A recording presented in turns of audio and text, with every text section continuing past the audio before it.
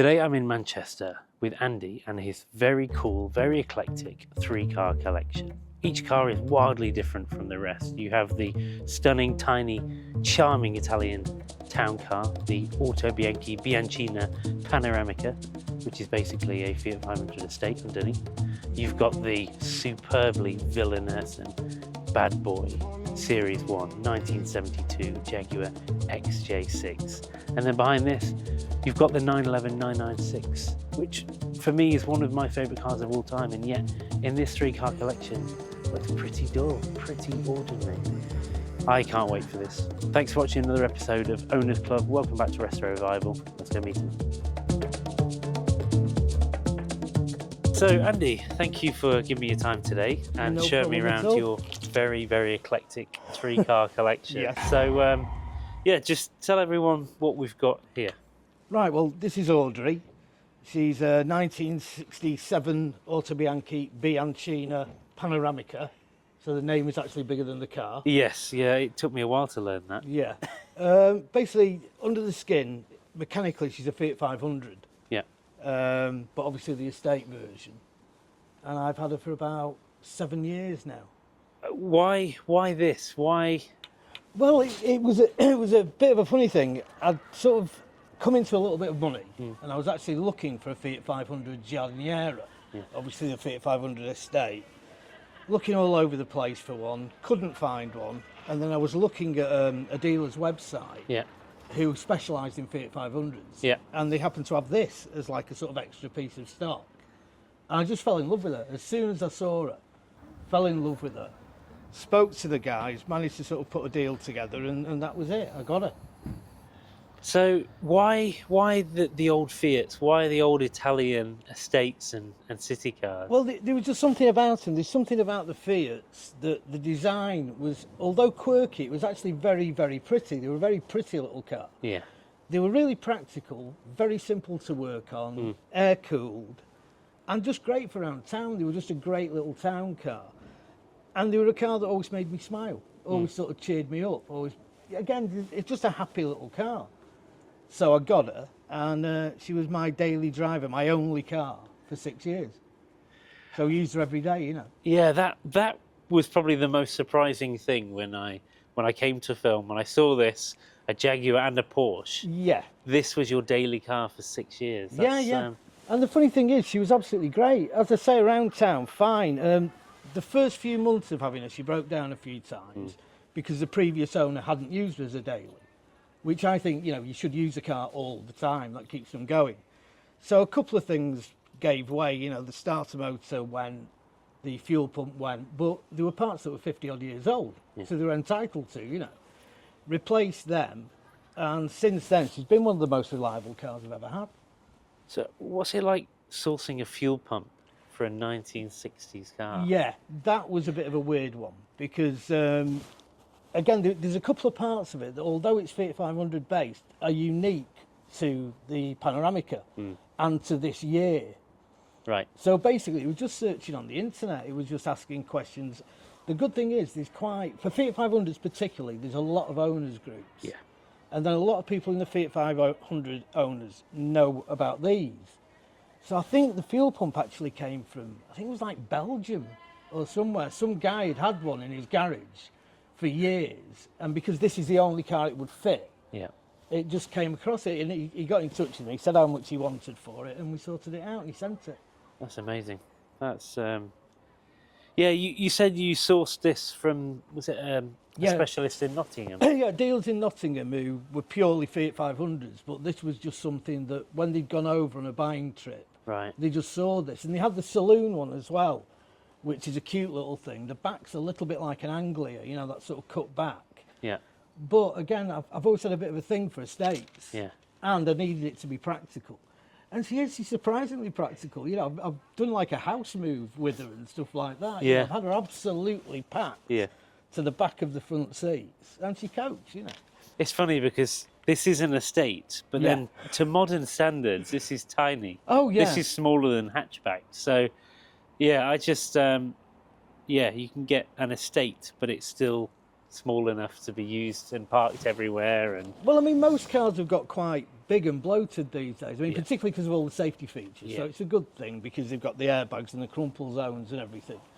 But back in the day of this, that wasn't really a concern. this was the crumple zone, wasn't it? Well, I think it'd be a dust zone. I think if anything hit her, she would just collapse into a cloud of dust Yeah. these days. But no, she's great. I love her.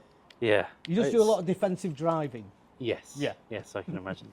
Yes, and we were chatting before off camera, and you were saying that with this sort of car, you know, people come up to you all the time and want to chat with you. Oh, yeah. I mean, you get it, I think, with most classics, but particularly with her because she's so cute. I mean, my girlfriend called her my puppy because, you know, when you see people coming up talking to people with puppies, Yeah. that's what I get with her. And, yeah, she just makes people smile and people let you out at junctions and things. And there's never any chance of road rage. Yeah. You know, you're not going to road rage in this, are you, really? Because you just look ridiculous. Yes. But, yeah, so she's a very sort of sociable car. Yeah. It's funny, isn't it? Because you've obviously given her a name, and it's funny because a car like this, it becomes, you know, almost like a family member or a loved one, doesn't it? And I talked to her when I've always named my cars. Yeah. Funnily enough, she was called Audrey purely because of the AU on Autobianchi. That's what it came. But I was looking for pictures of Autobianchis, and I came across one, and Audrey Hepburn is driving the convertible version of this Really? in a film which I think was called How to Steal a Million. Fantastic. And yeah. one of them turns up in one of the Pink Panther films. And if you watch, you know, the Gru films, Despicable Me, Yeah. his girlfriend drives a Bianchina. Yeah. If you look at it, the cartoon car is a Bianchina. That's great. So what's under the bonnet then? Well, it's not, it's in the back. Is it? Well, Under the bonnet, there's a fuel pump, a fuel tank Yeah. rather, Yeah. and a jack and things like that. The Yeah. engine's under the floor in the back, Yeah. Okay. which is a 500cc Yeah. twin-cylinder air-cooled Fiat Yeah. unit, you know. Yeah. So this, if I'm not mistaken, this was in partnership with Fiat. Yeah. When they made this engine. Yeah, Autobianchi kind of set up, and it was Bianchi Bicycles, Pirelli, Yeah. and Fiat all kind of working together, developing stuff. Yeah. And Autobianchi lasted a few years. I can't remember the name. I think it was an A110 or something was the last model. Yeah. And then they just kind of went, you know. Yeah, because the factory got bombed in World War II. Yeah. They did make a name for themselves in bikes, and they had a little stint of making cars. So Yeah. obviously this is kind of an historic classic car, but the Yeah. fact that they don't make these anymore, the fact that they don't make cars anymore, I think Yeah. just makes this even more special, even Yeah, rarer. yeah. But like I say, I absolutely adore her. She's so simple, she's so basic, and she's just fun. She Yeah. just makes me smile and makes everyone who sees her smile. Yeah. And does her job, you know, as Yeah. do all my cars. You Yeah. know, I use all of them all the time. Yeah. They don't get put away for winter, they don't get garage, Yeah. you know, they're cars. Yeah, absolutely. Yeah, you really sort of embody that, you know, petrol head of Well, different I just types. enjoy driving them, you know, there's no way I could put them away because I miss them. Yeah. You know. Plus I haven't got a garage at the moment, but Yeah. there you go. There you go. So, have you done many trips with this? To be honest, she's not a long trip car. Yeah. She's very much a town car or a city car. So you can't go on motorways, really. I've taken her on a motorway. She doesn't like it, and I don't like it. I was going to say, when a lorry goes past you, I Yeah, imagine the and- entire car shake. When she gets up to 60, she's kind of running out of steam then, and things are rattling, and you think, I don't really want to do this. Yeah. So, as I say, you have to stick to the sort of A roads and B roads. So really, in a way, that's what led to me wanting something else, which eventually led to the Jag. Yeah. But yeah, she's not. I've taken her to a few shows, but the furthest I've been is sort of like Capesthorne Hall and things like that. Just because she's great fun at car shows, because Yeah. everybody wants to come up and kids love her Yeah. and all that. So it's a good day out.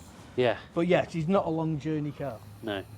You said that there's a bit of work that you want to do to it. Oh, yeah. Is the aim car shows? Is it? To Oh kind yeah, of I mean, show it off. I've always liked the little shows, not so Yeah. much the huge ones. I find Tatton Park a bit overwhelming. Yeah. Plus, you're kind of stuck there all day. I like little shows. There's a great one in Didsbury. There used to be one in Great Moor. Yeah, so the smaller shows I like. And yeah, the only thing I need to do to her at the moment is she desperately needs a paint job. Yeah.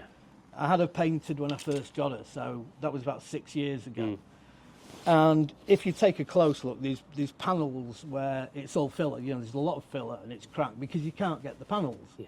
You just absolutely cannot. Yeah. So you always are going to have body filler, which always is going to crack after a few years. But yes, you'll go in for a full paint job, probably spring, because I want to get through the winter and let the worst of the weather do the worst of the damage. Yeah. And then make a fresh start with her. And so, is this the original colour then? Yeah, this is the original colour scheme. I think she'd been blue at one point. Yeah. And when I got her, she was these colours, but a terrible paint job. It was one of those that, you know, from 50 feet, looked great. It was very, very shiny. But when you got close, it was dreadful. So I had a guy I've used for years to paint it, and my dad used for years. My dad was a car trader, and he painted her for me. What's the name of the colour? Do you know? To be honest, I don't really know. No. We couldn't quite figure it out because there's a lot of greys. So what we did was just colour matched it. You know those spectrometer things you put on? Yes. So all the interior grey paint is obviously the factory grey paint, because like the dash is bare and stuff, it's just paint. So we matched it to that. And it is a Fiat shade, but I'm not sure which one, to be honest. The roof is a Mercedes white, because it was just a really bright white that Chris the painter had knocking about. Like a So taxi, while we're looking, German taxi Mercedes white. So while we were looking for a white, he just said, well, look, I've already got this. What do you think? There you And go. it worked beautifully, you know. It does, and especially with the white wall tyres as well. Yeah. White wall tyres, white roof. It It really took me a while works. to find the white walls, but I just think the colour combination is superb, because you've got the grey, the white, and the bright red interior. Yeah. Everything works, and then the white walls just really finished her off, you know. Yes, absolutely, absolutely. So I think we should take a little look in the rear, not under the bonnet, Right. and then we can take it for a drive. Absolutely. Unbridled power. Well, well, well. That is. All very simple, all very easy to get to. I was going to say, you don't. In some cars, you open the bonnet and you go, right, where is that? And then, but here, you don't have that problem. Oh no, everything's there. Everything's there to see. Everything is literally within arm's reach. And so tiny, you know. It's brilliant. What a charming little thing. Oh yeah, and I had a new exhaust put on her the other week, and it's literally just sort of 4 bolts, and it drops out underneath, and you just push the other one up and bolt it on. You ready? Yep. Right, this is how she starts. There you go. Brilliant. Okay, so So you ready for this? yeah. Let's go. Here we go. Come on, Audrey. It's I mean, talk about basic. It's She's got everything you need. absolutely apart from seatbelts. Well, yeah. But see, I don't think they do us any good anyway if something big hit this. So you know. No. I just driving this on a cobbled street feels like I've accidentally stepped into a world about 300 years ago. Yeah, I mean, what I'd absolutely love to take her to a little Italian village. That would be my absolute dream. Yes. You know, for the streets she was made for. You know. I love how loud it is. It's You should have heard it before I got the new exhaust. You know, you literally hear it from streets away. But look, see the people there, look at the reactions you're getting. little wave, yeah. Yeah. Oh, it's just fantastic, isn't it? I want little things like this as well, this little... Yeah, that's your That's the indicator. yeah. Oh, that's cute. Yeah, just sweet little things. So is this the other indicator? That's the main beam. Oh, it's got everything, mate. Everything. It's got about 4 things. I love it. Yeah, well, nothing to go wrong, is it? That's the beauty of it. It's tremendous. So where have you been in this then? Like I said, I think the longest journey I've been was sort of Cape Thorne Hall for that show. Yeah. But I mean, I've driven like 60, 70 miles. Yeah. You know, and she's quite comfortable. You know, she's a comfortable little thing. The seats are surprisingly good. Yeah. For how basic they are. Yeah. And you know, she's a cracking little thing. Yeah, she is. She really is a cracking little thing. Lean into the corner. you kind of have to, don't you? Yeah. So how many miles is she on? I have no idea. She says she's done something like 19,000 or something. Right. But I presume she's been around the clock at least once. You know. I reckon. Yeah. It sounds like the Italian electronics for the speedo haven't and maybe reinforce the stereotype slightly. Yeah, but it kind of works. The fuel gauge is brilliant because that's just sort of all over the place. But what I've got is the measuring tool that all Italians use, which is a stick next to the petrol tank. Is it really? Yeah, so you just dunk it, you know. Is it really? Yeah, that's what I do. That's tremendous. So you have no idea how much fuel's in it? Oh no, I mean the fuel gauge is a pretty good indication, but occasionally it'll just sort of give up the ghost on you because they do. But just notice, as you were saying that, it went from a quarter to full, and now it's going to 3/4. Yeah. In Italian style, it's you got some fuel. Absolutely, yeah. Who knows? It's funny looking at the position of the pedals. Yeah, you know that one is basically buried into the floor. Yeah. And obviously you've got these arches where the wheels are. So it looks like your legs are pointing in a very strange direction. Yeah, but I mean, it's one of those things you just get used to it straight away. And like I say, it's actually quite a pleasant driving position, really. And again, like the Jag, I love these very thin steering wheels. Big I absolutely as well, love like it. Yeah. Well, thank you for taking me out in Audrey. And how frightened are you? Only slightly. If we were on a main road, I'd definitely be more concerned. This is a main road. This is the A6. This is Manchester Road. Well, every 30 yards you've got traffic lights. Yeah, this is true. One of the times I went into Stockport, I got very Italian because they closed a couple of roads, but the gap between the bollards that they put out, I could fit her through. So did. So, you just went a bit Italian. Yeah, it's what an Italian would have done. Hey. Yeah, it's closed for full-size cars, obviously, but yeah. If it was closed to all cars, they should have said that. Exactly, yeah. Yeah, the signs weren't in Italian, so Audrey couldn't read them. Officer. With Jeremy Clarkson police face. Yeah. I just love everything about her, you know. And every time I get into it, it just gives me a lot of pleasure, you know.